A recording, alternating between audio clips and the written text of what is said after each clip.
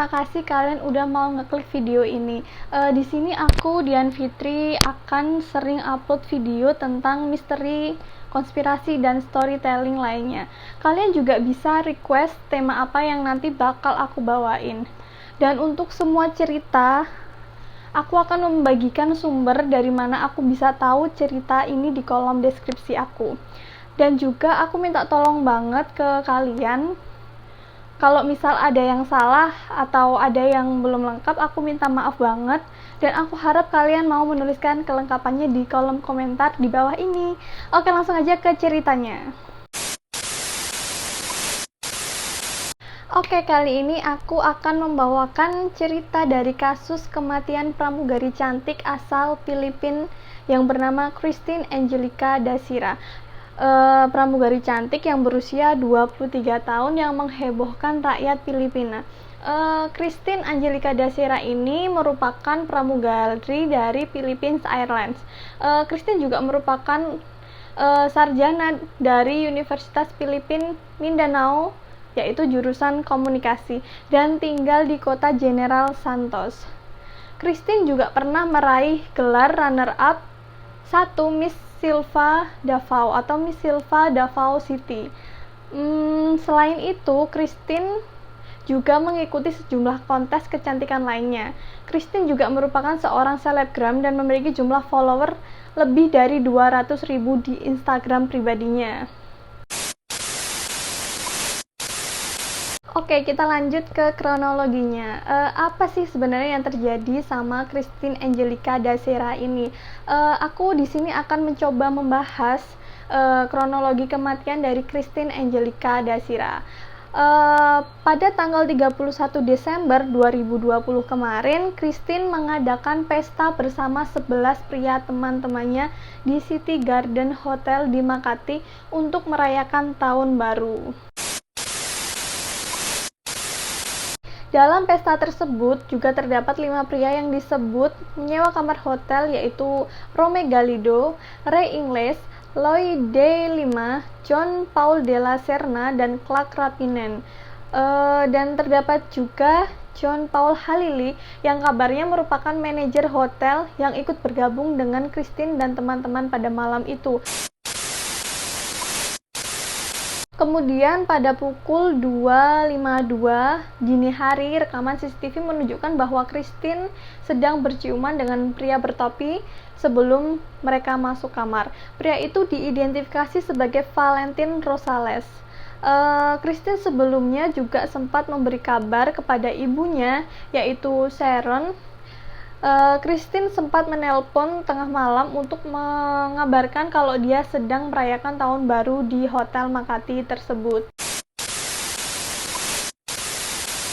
Dan pada pukul 3.22 pagi, Dasera masih terlihat ngobrol dengan pria lain di kamar yang berdekatan atau bersebelahan di sisi kanan lorong.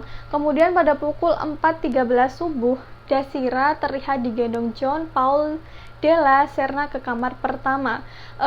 Valentin Rosales dan John Paul de la Serna sama-sama mengidentifikasi mereka itu adalah gay dan mengaku Dasera adalah teman yang baik dan tidak akan mungkin mereka menyakiti Christine Angelica Dasera tersebut.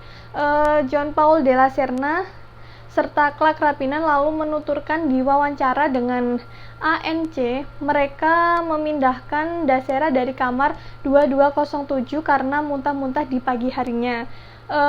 Setelah itu Rosales dan Romel Galindo maksudnya mengatakan Dasera tentu akan memberitahu mereka jika dia diperkosa. Kemudian Galindo menemukan Christine sekitar pukul 10 siang dan dia melihat Dasera di bak mandi dan mengira dia sedang tidur. Siang harinya, setelah mengecek kembali dan menyadari tubuh Dasera membiru dan tampak tidak bernafas, dia langsung meminta bantuan ke De Guzman dan De la Serna.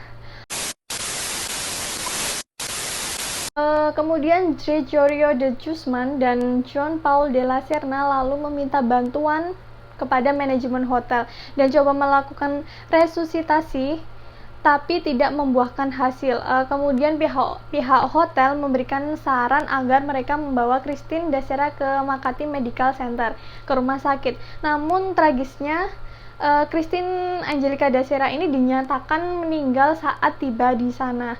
Kemudian pihak rumah sakit melaporkan kematian Christine itu ke polisi Makati. Sedangkan pria lainnya dari kamar hotel yang berdekatan sudah pergi meninggalkan hotel.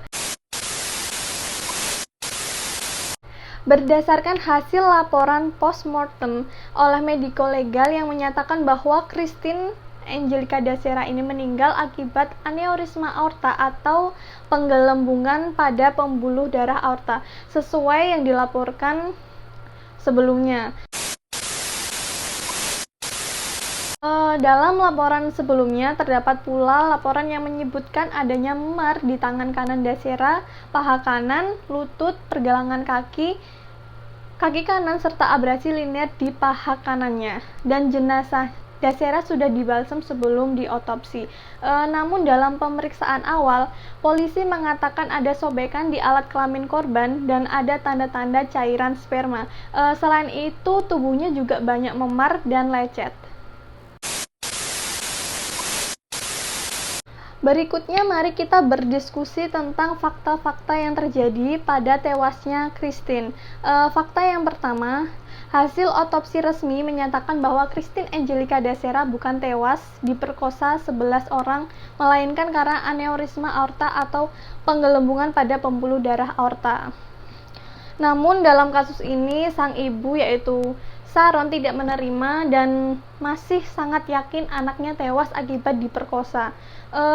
Kantor Kejaksaan Kota Makati sudah mengatakan bahwa bukti yang sejauh ini diajukan tidak cukup menetapkan bahwa Christine Dasera diserang secara seksual atau diperkosa.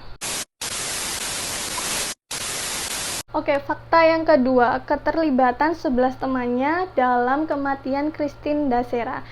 Polisi menyebutkan 11 pria telah didakwa atas kasus tersebut, termasuk 3 pria yang notabene adalah rekan dari Christine Angelica Dasera tersebut.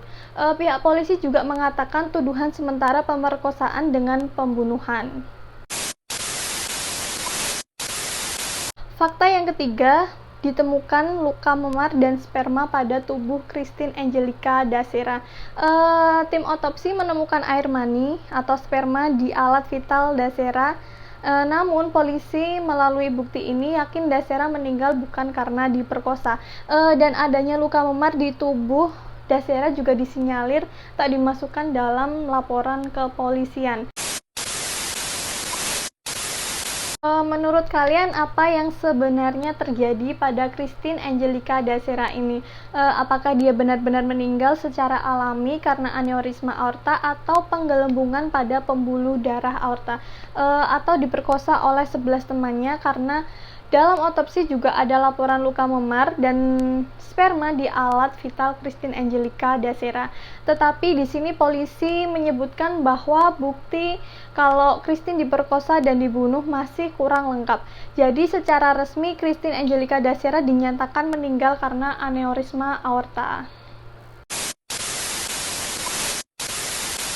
Oke, itu teman-teman cerita yang bisa aku sampaikan dari kasus yang menurutku masih menjadi misteri ini. Dan kalau misal masih ada yang kurang lengkap atau ada kesalahan, aku minta tolong ke kalian untuk mengisi kekurangan dan kelengkapan di kolom komentar di bawah ini. Terima kasih buat kalian yang udah nonton sampai akhir. Kalau kalian suka, jangan lupa di like dan subscribe untuk mensupport channel ini. Dadah!